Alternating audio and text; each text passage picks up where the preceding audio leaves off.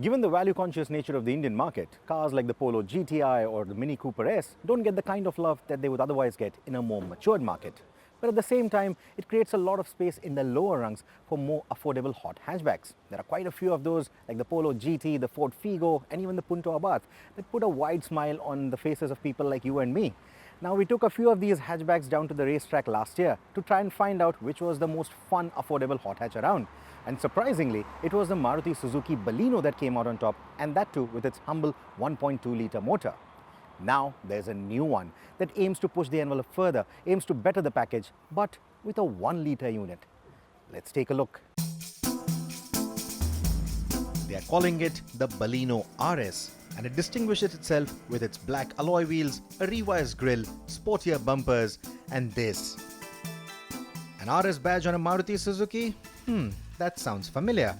But this time, it points to more than just decals or a body kit. It comes courtesy of a new 998cc 3-cylinder petrol engine. Even that sounds familiar now, doesn't it? But this one isn't a naturally aspirated K-series motor, but a turbocharged mill that belongs to a new family of Suzuki engines called Booster Jet.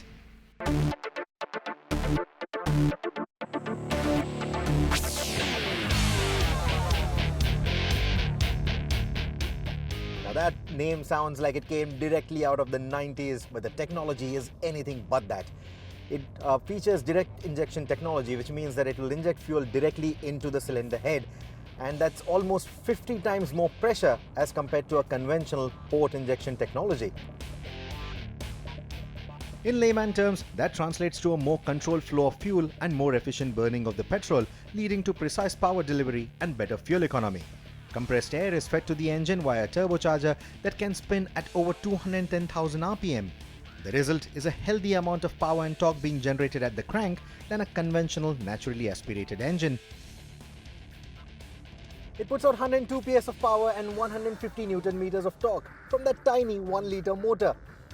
It's a smooth and quick revving engine, but the meat of the power band is between 4,000 to 6,000 RPM.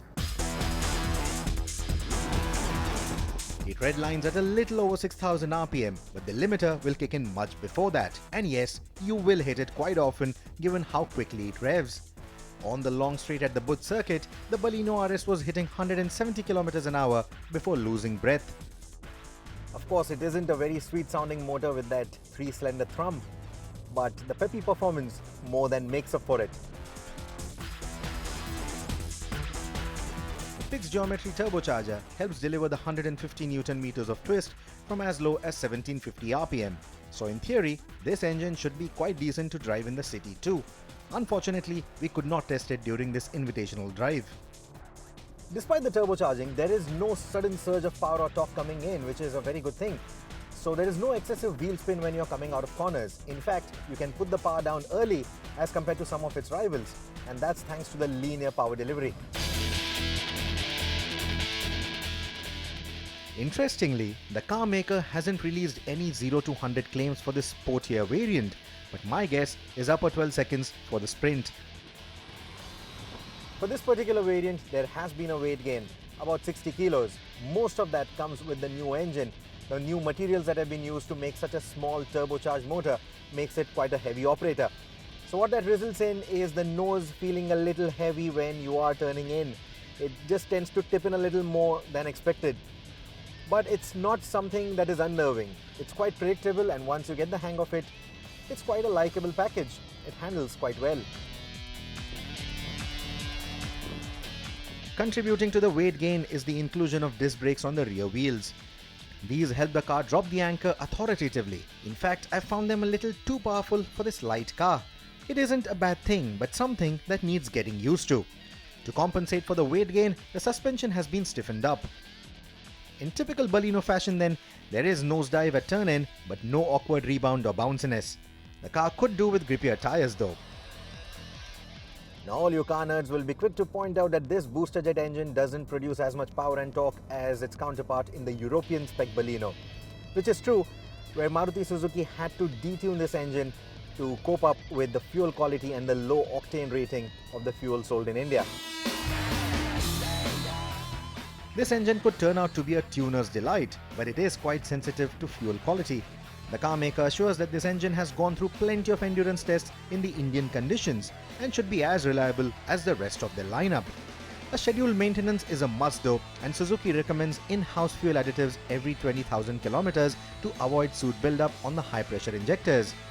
The engine comes mated to a likable and sure-slotting 5-speed manual gearbox that is a driver's delight. Those looking at this car as an alternative to the Polo GT though could miss the option of an automatic. Suzuki does have one in the parts bin, but I'm not sure if they would have it under consideration for India given the price constraints. The pricing, in fact, is the fly in the ointment for this car. Given the value-conscious nature of the market as we spoke earlier, the Baleno RS could end up becoming a halo car for the Nexa initiative, then be the bestseller in its petrol lineup. Nevertheless, it is encouraging to see the fuel economy conscious car brand chart into the performance side of the spectrum. Hopefully, it is a sign of things to come. Now, we have been shooting in some tightly controlled conditions, and that explains why all the driving footage looks so slow. But when no one was looking, I had a lot of time on my hands with this car, and I had a lot of fun at the track. So much so that I'm already itching to pit it against its rivals on a proper track test. And I hope it happens sooner or later. But coming back to the Baleno RS, I think it's a very nice package. It can be an absolute cracker when you want it to be. And when you're driving in the city, it can be a very frugal operator. And in that sense, I think it's a nice package overall. But if you're already out in the market looking for a Baleno petrol, I'm not sure if you should stretch all the way to the RS because the price difference is quite a bit, but the performance difference may not offer you all that much. But if you're already in the market for a hot hatch and are looking for a cheaper alternative to the likes of the Polo GT or the Punto Abarth, then I think the Baleno RS could make a lot of sense. Like I said, I want to pit it against all its rivals on a proper track test, and that is when we can give you a proper decision on which one is the better car.